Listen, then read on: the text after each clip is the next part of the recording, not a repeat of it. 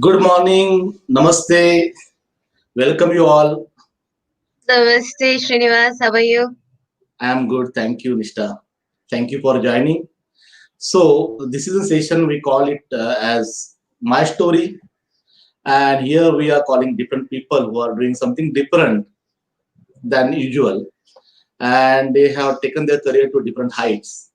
So, this is the 11th session we are having, and today we got a great personality called Nishta Diwani. So I'll just introduce Nishta, then we'll talk to her about her experience in personal branding and transformation. So Nishta, she is kind of a certified transformation and leadership coach, a certified image consultant, and a multifaceted professional having an academic background in Ayurvedic medicines. She is public health expert, an alumnus of Tata Institute of Social Sciences and Great Lake Institute of Management. Nishta has more than 18 years of experience, worked with different organizations, international organizations, NGO sector, and then now in the corporate sector. And everywhere wherever she goes, she put her impression. She is a brand in whatever organization she has gone. So she will talk about the branding experience of her and how she has gone to this new segment of branding and transformation. So Nishta, once again, welcome you to this show. Thank you, Srinivas. And thank you for accepting my invitation to join us. And let's start with the discussion about what is actually branding and transformation. We can start with that, and slowly we'll move in a journey which we had for last 18 years. So let's start with that. Sure, sure. So, Srinivas, branding, it is such a big term that many a times it puts people off when you talk about personal branding. And in today's world, I see that used in so many contexts, right? Mhm. Um, but to put it very, very simply, the day you're born, the day you're given a name, you've Mhm. actually been branded. Okay. Okay. When you were born Srinivas and your parents said, we're going to call this boy Srinivas. Well, Srinivas had a name now. Is Srinivas a brand? A small one, potential brand, right? Yeah. Now, over a period of time, as you were growing, there are people who associate some qualities with you, some impressions that you actually left behind for which you're remembered. Mhm. That's that's your brand attributes, right? That's how people are going to remember you. So Mhm. personal branding is more about very consciously putting together an image that you Mhm. leave in, an impression that you leave in people's minds. It's like a picture or a video of you they carry. So really, what is it that you want to be known for?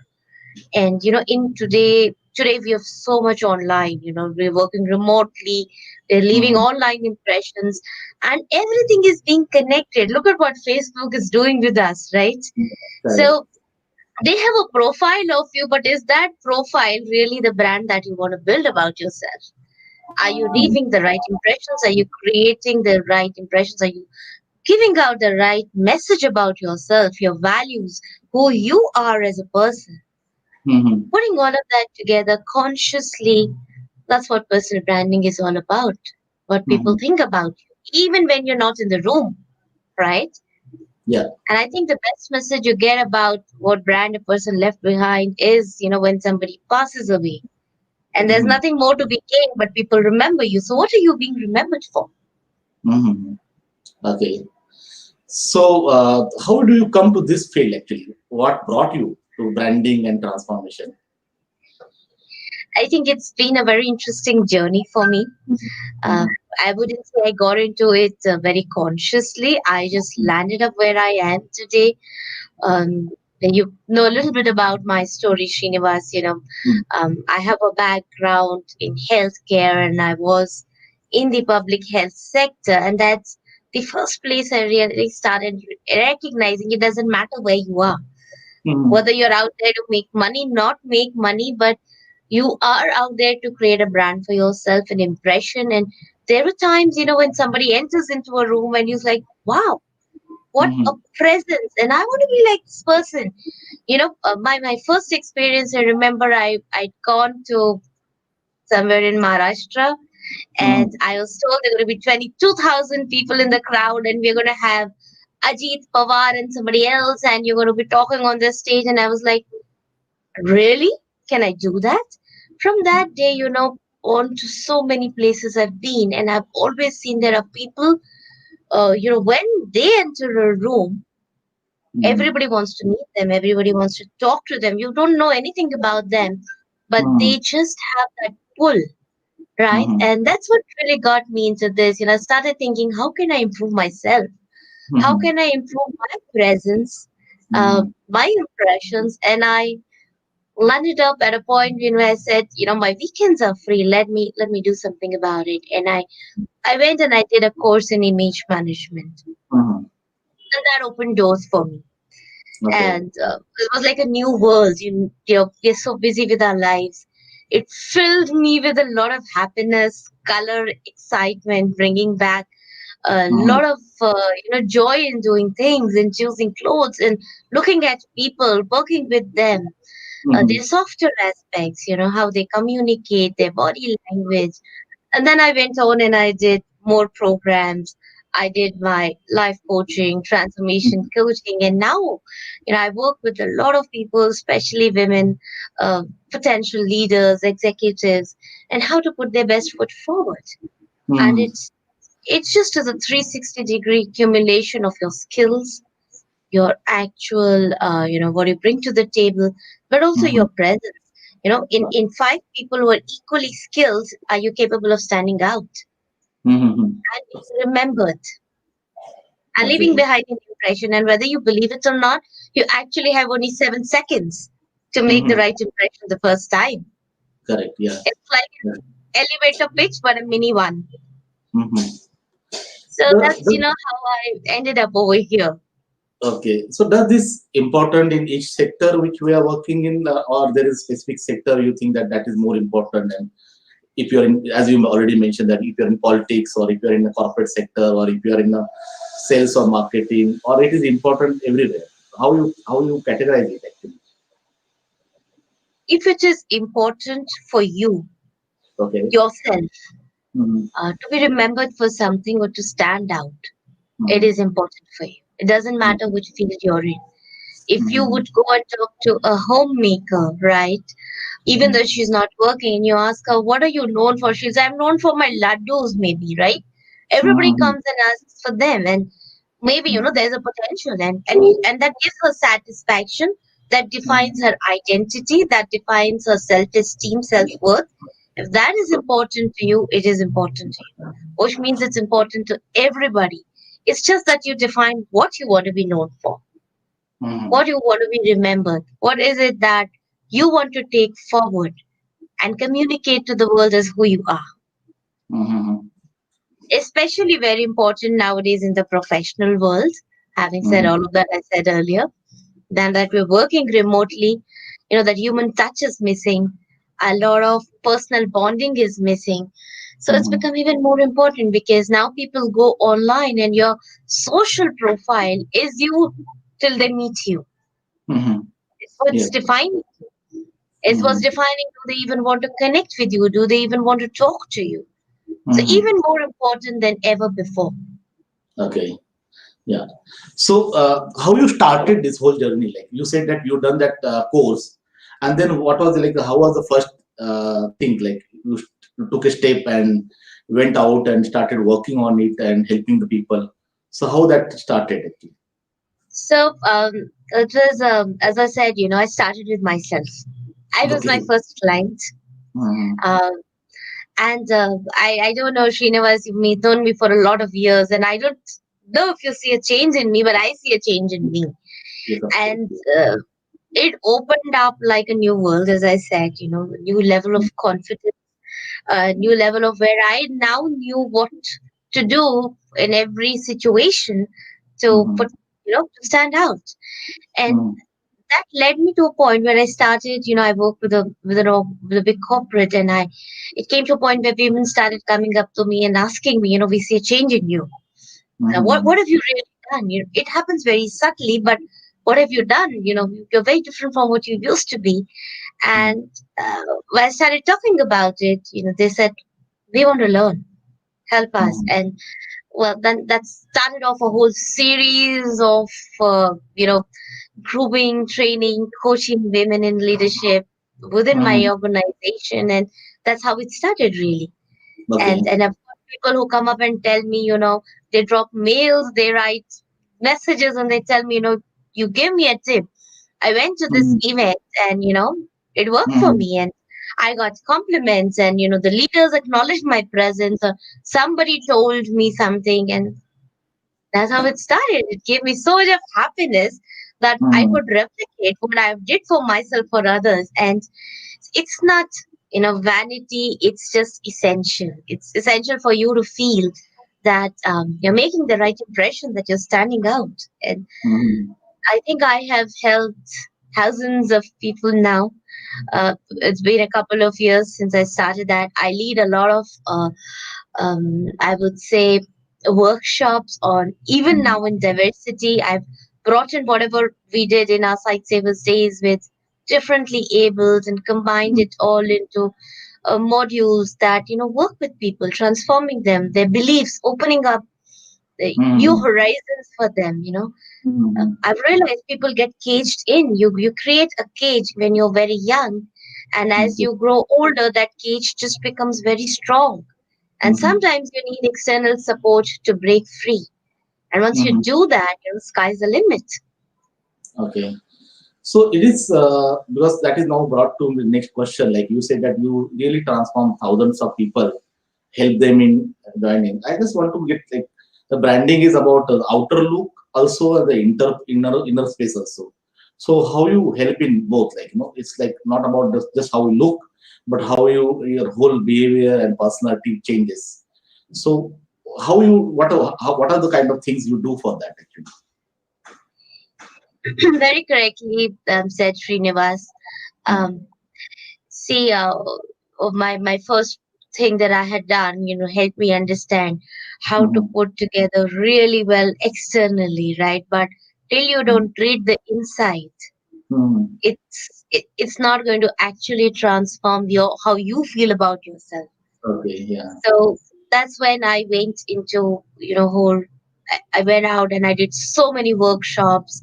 Mhm. I did something, whole quarterly program with T. Hawkins group, and then I did all my life coaching. Now I Mhm. work inside out. We start Mhm. by trying to identify what is it, who are you as a person, right? What's important to you, Mhm. and what is it that you want to project to the world, and your authentic self, your Mhm. passion, your vision, your goals. Mhm. And with that, once you put that down, then everything else is a tool. What Mhm. are the tools you need now to achieve where you want to be?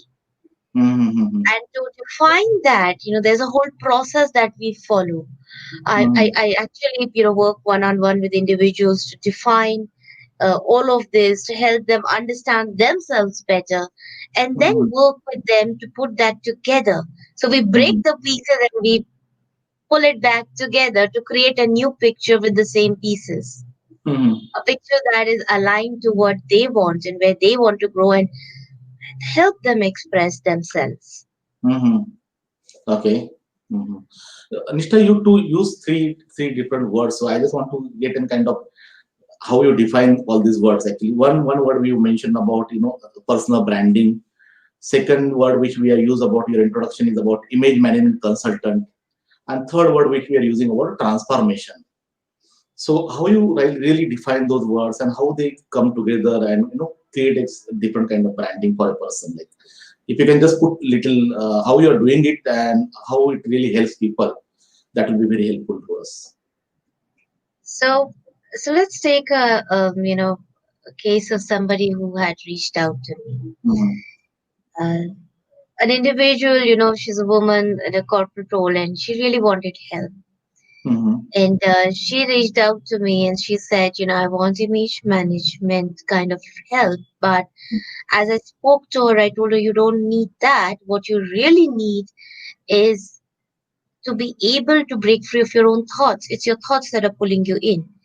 I mean, Okay. even if you walk out looking like a bomb today, you're not going to walk out feeling like a bomb, Mm-hmm. right? Because your mind is not going to accept that. So Mm-hmm. we really need to work first with what is it that's troubling you. So people Mm-hmm. usually have some trigger, Srinivas, in life that that really makes them go and seek help, and it's about helping, right, and Oh, providing the right kind of help.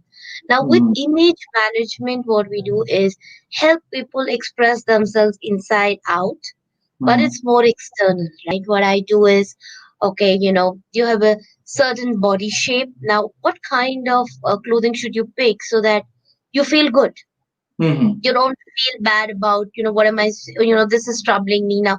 Imagine you're in a meeting room or you're up on stage and you're conscious about, oh, I got my belly showing, oh, no, I look fat, or look, I look weird. That's going to pull your performance down. So really, Mm-hmm. what is it that we do with your body shape? Then, Mm-hmm. colors. A lot of people pick the wrong colors, different, every color has a message. So say you're in a executive position and you're going out for a client presentation and you want to pick colors. What colors should you be picking and what message do they give? Okay. Especially if you're somebody who travels abroad. So if you're going to go to China versus to some other country versus to a European country to a US, every country has a different connotation for some colors. Are Mm-hmm. you picking the right message? Because at your level, you can't go wrong, right? You are Mm-hmm. not just somebody who's sitting at home. You're going out and talking to the world. Mm-hmm. Um, Jewelry, right? Executive presence, levels of dressing. You're going for a meeting, but then just after that, you're going for a professional dinner. After that, you're going to go and meet your friends. So, how do you, on the same day, how do you just quickly make small tweaks so you're appropriate? So, we really Mm-hmm. work with, 4 A's: appearance, appropriateness, affordability, and aesthetic. Oh, Everything okay. has to tie together, right? People Mm-hmm. often end up feeling if you need to look good, you need to be spending a lot. That's not true. Mm-hmm. I mean, you can do all of that and achieve everything that aligns to your goal, putting Mm-hmm. your best foot forward. Now, transformation is more inside out. It's also external. You walk Mm-hmm. into, you walk into a store looking like, say, a very, very homely person and walk out looking like a professional. Mm-hmm. That's very possible, right? And that's what we do. But do you work out having the right skill sets, the right process, thinking process, Mm-hmm. ideology to be able to then take you to performance, right? You Yes. look the part, but now you have to act the part, you have to think the part. And Mm-hmm. for that, it has to come from inside.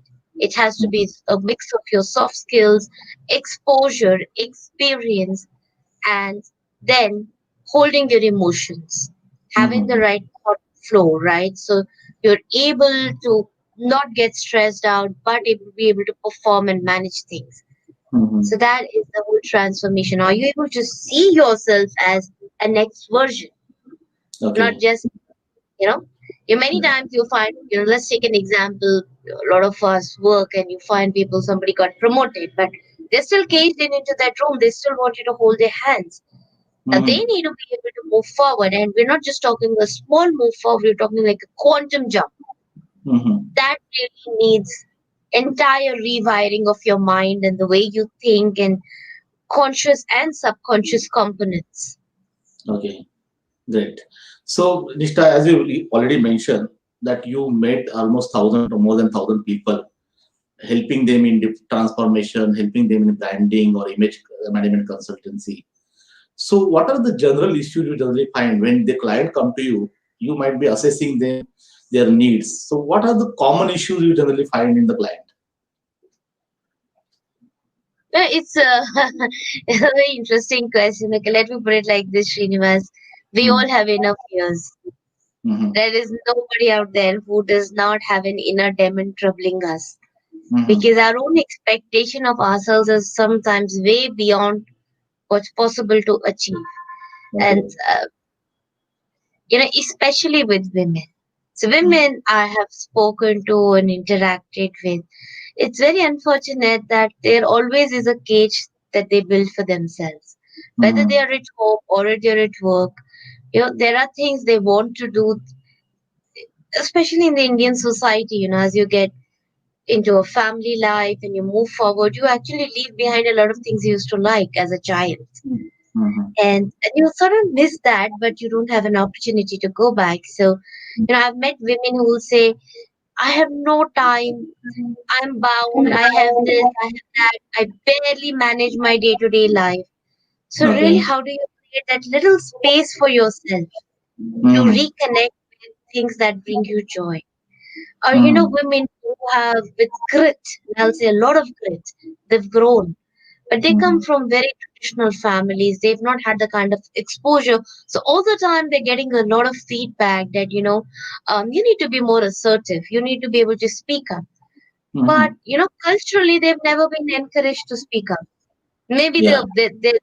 they come from very traditional homes where they've always been told, don't speak up. So for them, it's very difficult to adjust. And that's where they really need a little bit of hand holding and coaching and mentoring. And they come out of those cages. So I've come across, and interestingly, it doesn't Mhm. matter how successful women are, where they are. Uh, Mhm. Even executives are so conscious about how do I look good? How do I Mhm. project my best foot forward? I go into these meetings and I'm talking to people, but they don't listen to me, right? Because maybe it's most of them are men, and Mhm. they don't give me the right kind of respect or the right kind of they don't take my message in the right way it should be. Mhm. So where am I going wrong? I've worked very hard to be where I am. So Mhm. really, how do you ramp up? Is it my presence? Is it my voice? Is it my body Mhm. language? And if Mhm. nothing else, how do I learn to manage this kind of a group? Okay. How do I learn from other women? And you know, Mhm. the challenges that women, especially women, have is very different. And the same goes with men. Now, with the men, they have a different set of challenges. How do I look more approachable? Am I being sensitive enough? I have, everywhere you see nowadays, they want to increase gender diversity, right? Am I Mhm. am I giving out the right cues? Are they going to take me, you know, they're going to take me in the wrong manner? Posh Mhm. is a big thing nowadays. So, um, or maybe, yeah, I want to, but I get bogged down with, whatever is happening around me. So I'm not able to ramp up.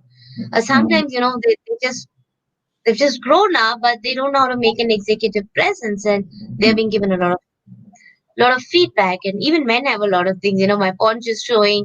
Yeah, I'm losing my hair, or my wife says I don't look the same, or my boss says Mhm. I dress like a teenager, but I need to ramp up. So for the men also, they really don't know. Many men have never paid attention to how they look or Mhm. what they dress up in, and that becomes a problem. Because Mhm. now I once had a boss who used to challenge me all the time. What is all this? I don't believe in all this. And then he said, okay, give me two tips. Two Mhm. tips that I'm going to try it, and I'm going to come back and I'm going to tell you if they work. And I Okay. did, and I told him, you're wearing a particular. He was wearing a suit, and I said, your trouser length is not right, your jacket length is not right. Get them corrected, and with your belt and your shoe, the color should match. You're mismatched. And Mhm. instead of drop this backpack and carry a nice messenger bag, and you come back and talk to me. And Mhm. he went on his international business trip, and when he came back, he actually walked up to me and said, "I want to thank you." See, I Mhm. said, he said, I used to think it never matters. All Mhm. of this is just a lot of superficial things, but it matters.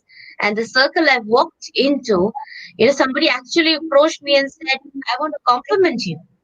Mhm. You look smart. You look much better than all of your other peers. And this is good because at your level, this is what we accept. Mhm. And yeah, he said, and then I realized people all around me are so aware. They're talking Mhm. brands, they know what's the color of the season, they're talking fabrics, they're talking, whose bag did you pick up? And I was never even aware, so I never could contribute. Mhm. I Okay. was like, I felt good. I got some visibility from the executive leadership just because I was standing out as compared to my peers. Mhm. So it's all across Srinivas. Okay. Yeah, you like in your conversation mention about like a gender, like about men and women and about all those things. So let's start touch some about that issue. Who are the clients generally you got so far? They are mostly men, women, or how it is? Like, what are the kind of percentage of people approaching you? I would say the way it works is it's Hmm. both. Okay, Okay. uh, it, it's women who work Hmm. have more power in their hands to Hmm. spend on themselves. Hmm. Men usually work, so they always are more conscious. They have more discretionary spend power. Then there Hmm. are women who try very, very hard to come out, right? Maybe they're starting a business, they want to step out, or even at home, the husbands have a very active social life, and they feel that they're not comfortable with sometimes, and they want some growing to be Okay. exposure to be done. So all kinds. In fact, I've not done it a lot, but I feel that teenagers, you know, Hmm. I feel teenagers need a lot of help, Hmm. especially as they're growing and, everything changes around them. Bodily changes, expectation changes.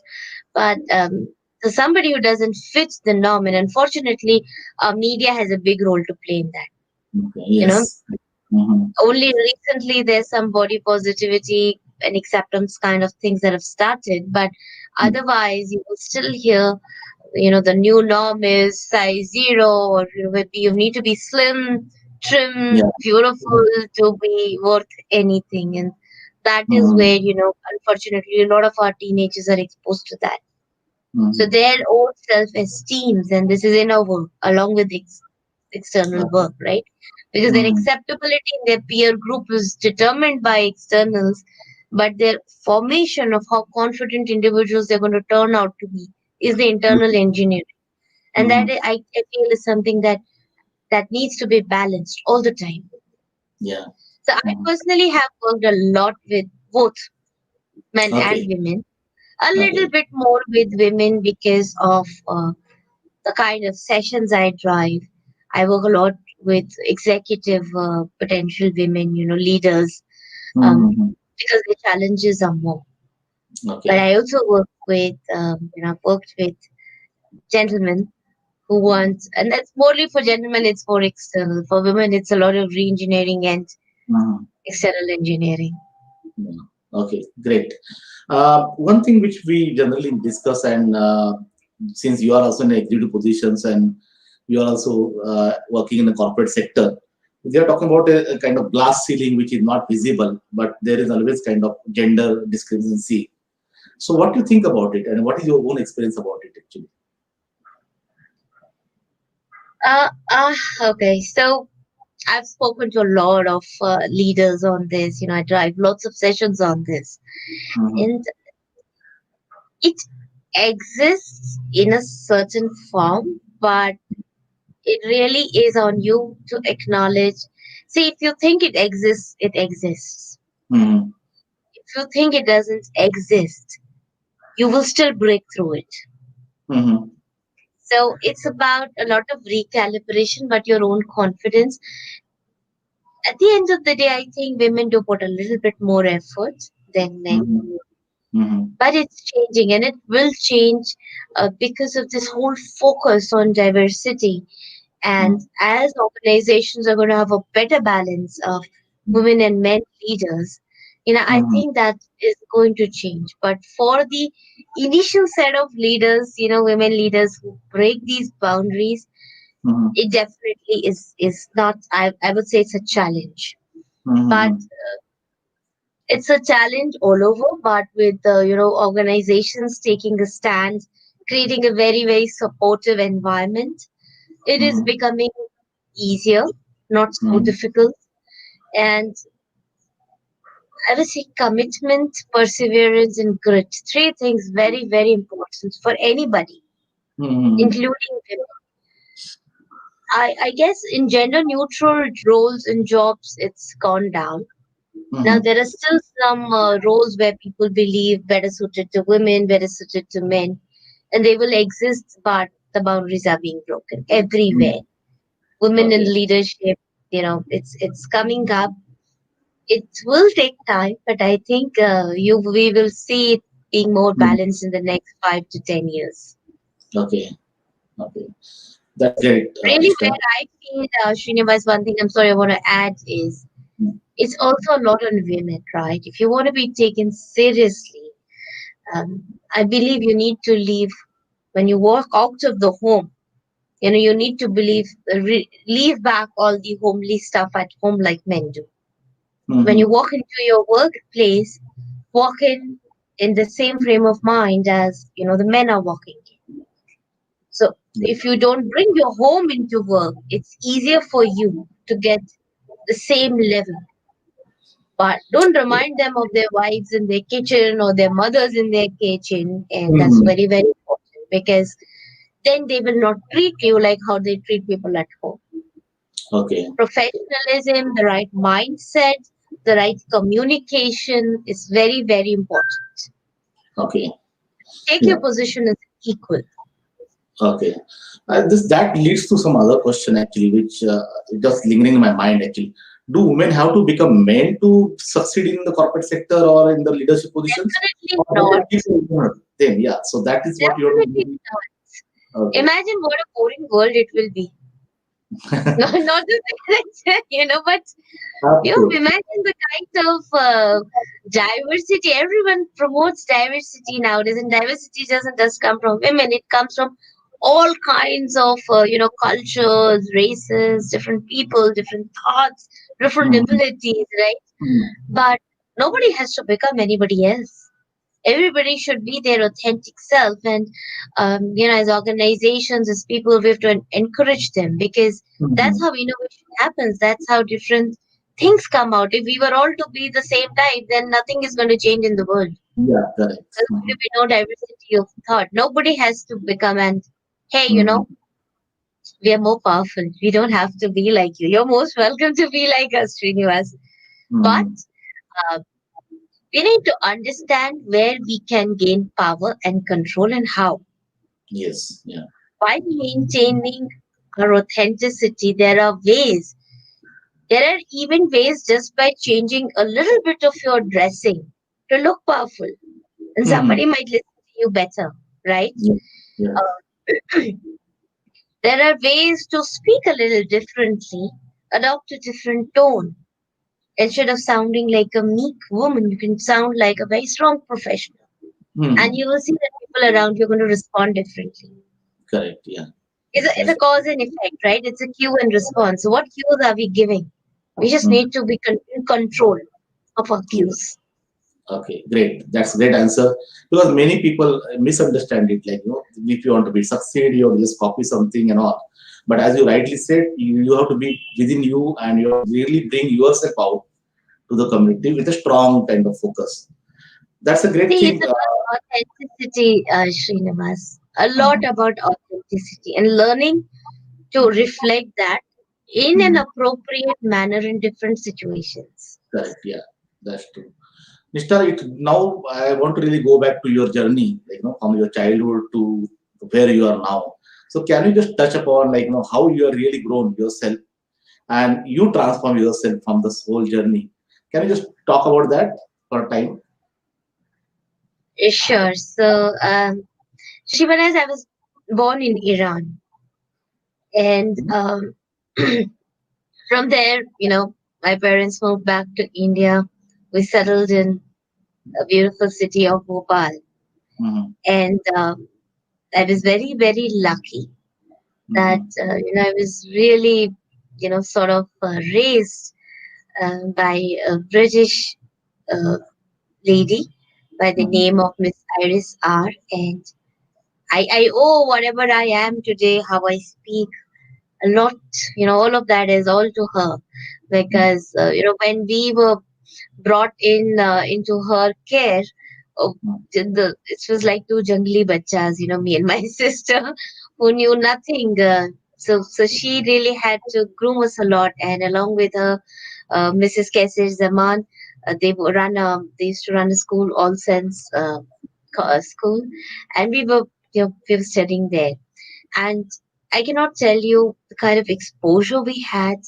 mm, There was so much of focus on etiquette, on communication, on cultural activities, along with education. So mm, I feel blessed to be in such an institution at that time. Now I think a lot of schools do that, and it's everywhere. It's in fact even better than when we were growing up, and that too in a small town.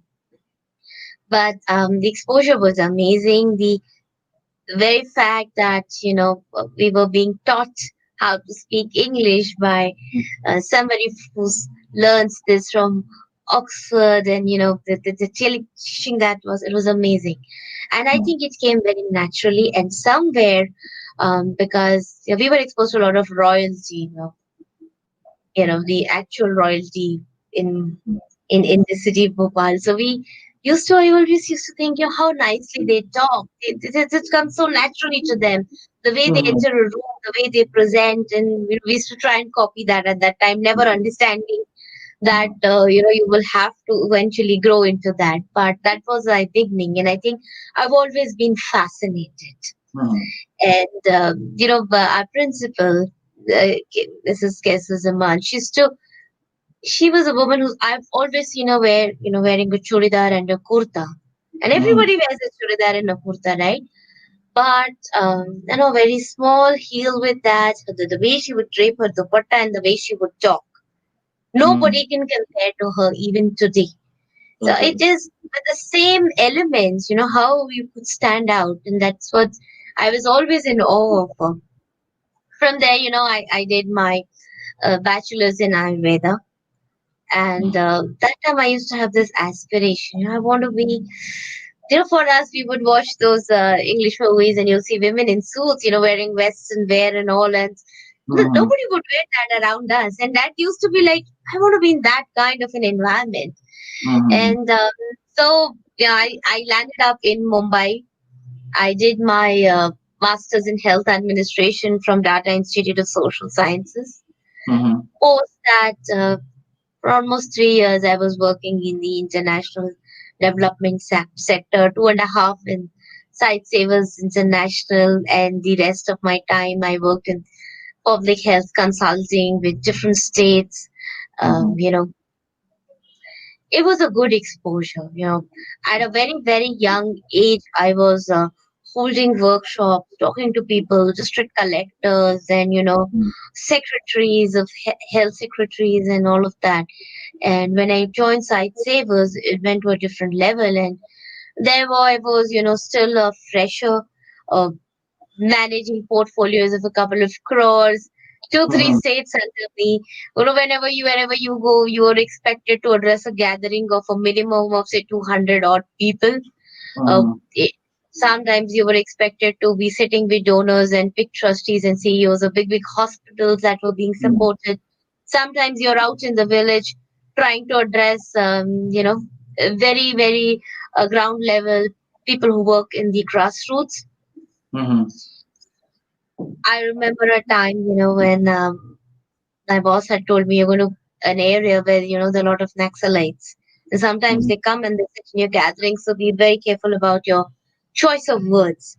mm, So, a lot of exposure I've had in my life of how you communicate, what you say, what's the implication. So mhm, from that non-profit sector, I then moved into consulting with Ernst and Young, mhm, and then it was again a whole new world that opened up of mhm, corporate power, the power games, the implications, how you present yourself.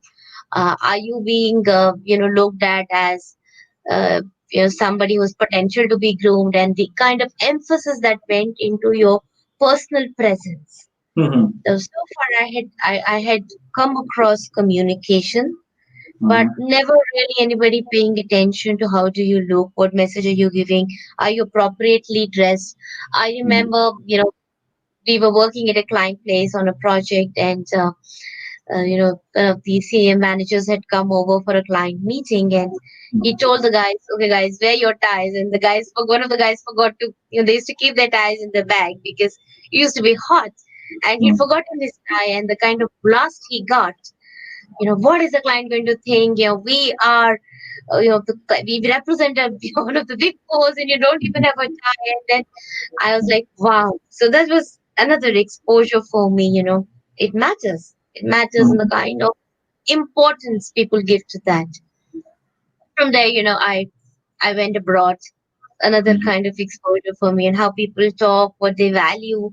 And then when I came back, I did a 1 year MBA program with Great Lakes Institute of Chennai, Mm. and it was again a very good exposure. From there, I moved to IBM, where I've been working for the last, I don't know, quite a few years now, close to a decade. And again, the exposure has changed. It's been tremendous. I've seen how people grow, right? A lot of women, they just grow. They're so Mm. busy working and managing their homes that they forget that as they are growing, they are not growing personally. Yeah. They are growing professionally, and it will bring them up to a certain level, after Mm. which suddenly there's a very big gap, right? Where you never realize that you have to work on yourself also, and then Mm. suddenly you start getting feedback that for your next level you have to work on so many things, including your soft Mm. skills, including your presence, the way you dress, the way Yeah. you are managing people. You were never required to do all of that, and suddenly Mm. it's a big gap. So that's when I started working with a lot of people. I do a lot of workshops on executive presence, breaking the Mm. glass ceiling, diversity and inclusion, and you know, Yeah. a lot of stuff that comes together. But it's been a very interesting journey. In the whole process, as I said, sometimes we are so busy with our work, we forget who we are and what sort of Mm. energizes us. So Mm. at one point, I was very, very bored. I Mm. used to go to office, work was going well, see the same set of people every day, right? Because you Mm. see the same set of people, there's the same set of t-shirts and Mm. jeans, and no excitement in life here. So Yeah. at sometimes I thought, okay, I want to do something. So I said, I used to see these pictures, and really what triggered my entry into uh, the whole world of image consulting. I had Okay. once gone for an alumni meet to Great Lakes, and there were some 300 odd people in an auditorium. And I Mm. couldn't take my eyes off this one woman who was Mm. there. And I couldn't take my eyes out of her for the next 2 days on every event. And then I got curious and I asked somebody, what does she do? Where does she work? Because that's what alumni meets are all about. And they told me she's an image manager. She's an image Mm. management consultant. And I said, wow. So I started following that field. What is it all about? And then Okay. I realized, oh my God, there are actually people who do this. I wish I had come across this when I was in my teens. So Mm. I could have, my college life would have been very different. Jahan pe, people used to call me a Benji. In Mm. my teens days, I have friends who called me Behenji. Even today, they say you look like an auntie, you look like a Behenji. So I wish, I would have come across somebody like that who would have taught me how not to be a Behenji. Well, Mm. because I went from a small town to Mumbai, and I had a difficult time actually settling down. Mm. Understanding how not to be a Behenji took me a couple of years. So that's how I got interested, and I said, okay, I'm going to use my weekends. I'm so bored, and I signed up for a course, and with that course, I realized that itself is not enough. Mm. I need to know more, because if I'm talking to somebody and I, come across a situation which is not external but internal, Mm. do I even know how to handle that? And that Mm. took me on my journey, so many certifications and workshops and learning and meeting people. But it's been a very good journey, and it's going to continue because learning never stops. So Okay. that's about Srinivas. Yeah, it is a great story actually. It's kind of very good. You had different experiences working with different organizations, and you said you work with corporates and you work with ground people. You went to the villages, in the interior of Naxalites area also, and you could connect with everybody. That's really important. Not that you are stick to one set of people, but you could work with everybody. I think that's a great journey, Nishta. What are your plans actually? How you want to really take it forward from here? So, okay, this is a very good question, Srinivas. I have so many things I want to do, Hmm. and I'm just trying to find time with all the work that happens. But yeah, my plans. I definitely want to write a book. You know, Hmm. and I have a personal goal of I want to touch at least 1 lakh Oh, lives great. through my transformation journey. Hmm. So I want to do a lot more work with women. And as I said, a little bit, I guess I want to start with teens as well. A Hmm. little tricky area, but definitely. Um, Executive presence comes very, very naturally to me. So that is always going to be a very, very, it's an area of passion for me. I love transforming people and then getting instant feedback from them. Yeah. There's Okay. some things that are slow, they take time, and then there are some things which are very fast that you can achieve a result with. So I Hmm. like that. And in the future, let's see, I have some plans maybe to very focused on body shape kind of programs or Hmm. products, because I myself am a victim. Okay, Okay. I've always been on the overweight side. I've Hmm. always had this thing that, how can I go out? What should I be wearing? Oh my God, I look weird. I look fat. What will this is not appropriate. And having had that experience of trying to figure that out Hmm. and helping others with that, and then seeing that aha moment, something I definitely want to take forward.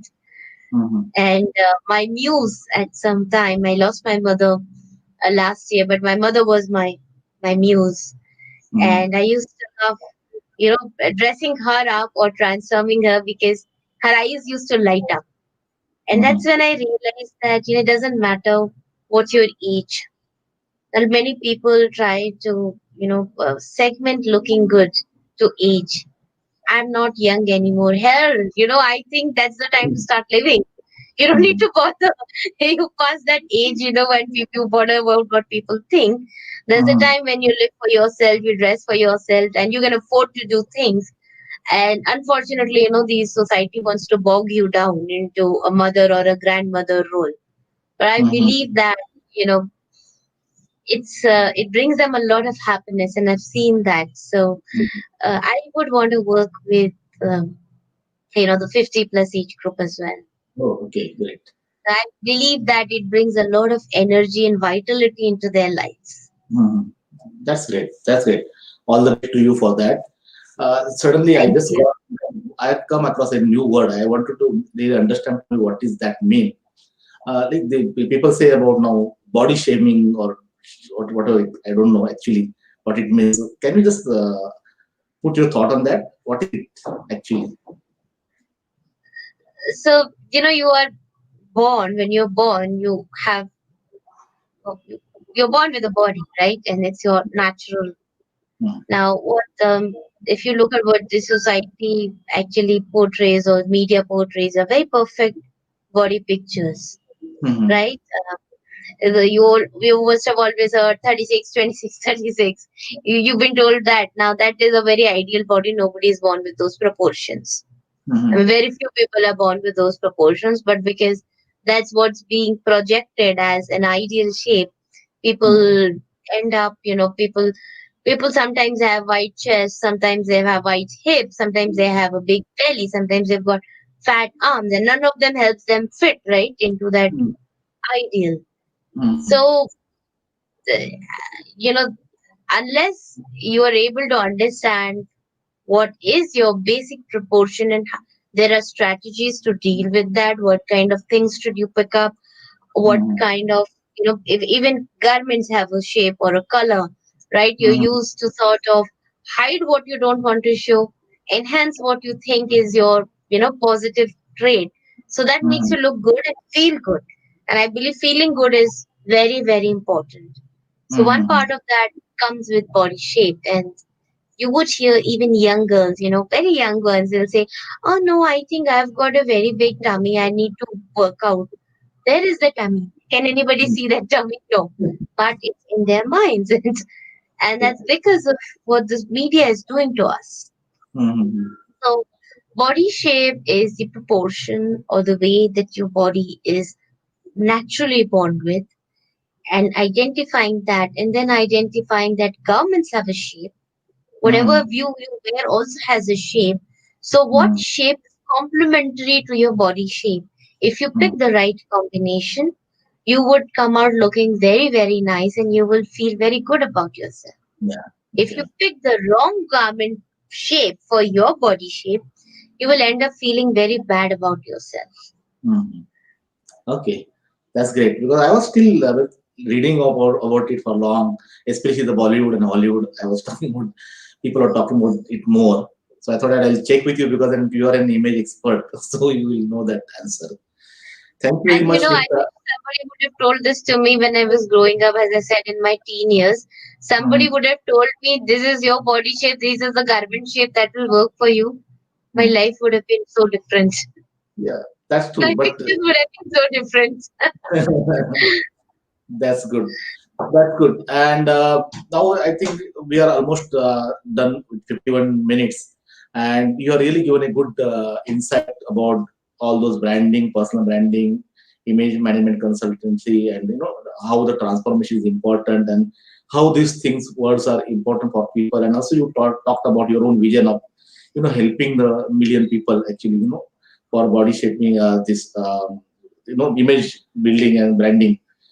Great job you're doing, Nishta, and thank you very much. And I definitely, I will also personally contact you for my own image branding and consultancy. But till that time, it's really nice talking to you today and knowing about different terms which I was actually not aware of till today. Thank you very much for that.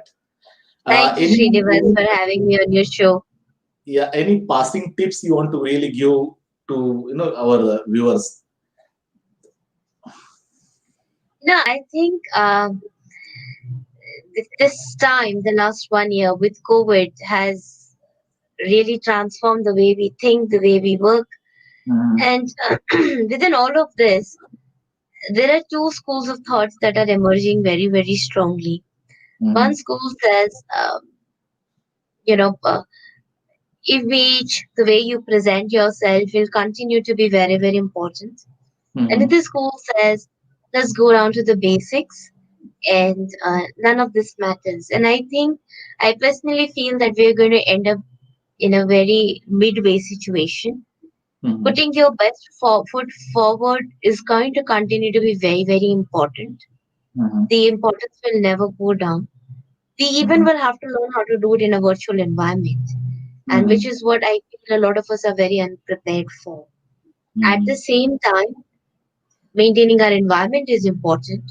So, between fast fashion and between trends and between sustainable fashion, I would encourage everybody to choose sustainable fashion, which Okay. means learn how to reuse what you have. Uh, Try to buy degradable stuff. At the same time, don't go into a mode where you absolutely stop focusing on how you are presenting yourself because Mhm. you've gone into that thought process. Find a midway, find a way that works for you, your value system, plus your Mhm. goals. It's become even more important to stand out, and it's more difficult to stand out remotely. Mhm. Yeah. In person, you can develop a lot of bonding, but then your choices are limited and you need to have a strong online brand. Mhm. Leverage all the tools that you've got. Yeah. Great. Thank you very much, Nishta, for giving those Thank tips to you. our viewers. And see you soon. Thank you very much. Thank you, Srinivas.